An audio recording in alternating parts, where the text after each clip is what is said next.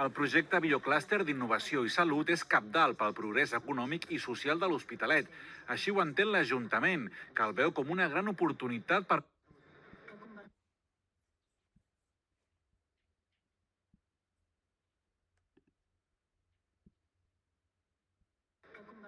el projecte Bioclúster d'Innovació.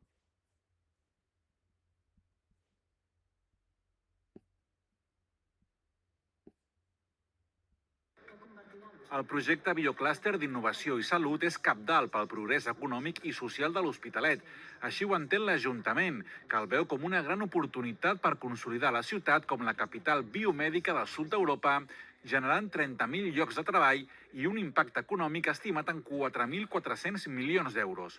De la mateixa manera, l'alcalde David Quirós veu positiva la construcció del nou hospital clínic a la zona del Samuntà, però creu que cal donar prioritat al bioclúster de la Gran Via. Perquè realment aquí ja en tenim gairebé 1.500 investigadors i si no consolidem una pota, en el moment que arribi a l'hospital clínic amb tot el seu desenvolupament, el que pot generar és una tensió d'on van els recursos, qui és més gran o qui és més guapo, i al contrari, el que hem de fer és sumar els esforços. A mesura que avanci el bioclúster, la demanda de professionals de la biomedicina anirà augmentant.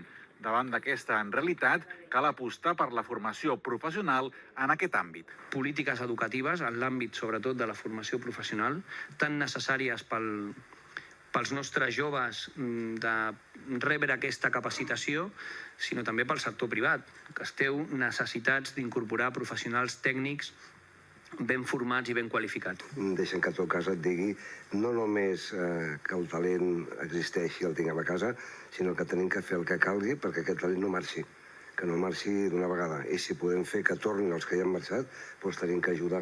Des de l'Associació Empresarial AEBAI es reclama a la Generalitat celeritat a l'hora de tirar endavant el Pla Director Urbanístic Biopol Gran Via, un element clau, diuen, per fer realitat el bioclúster.